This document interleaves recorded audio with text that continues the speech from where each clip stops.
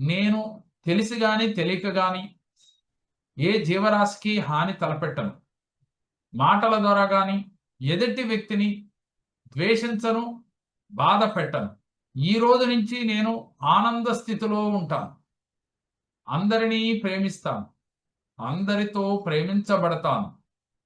అందరినీ ప్రేమిస్తాను. అందరితో ప్రేమించబడతాను.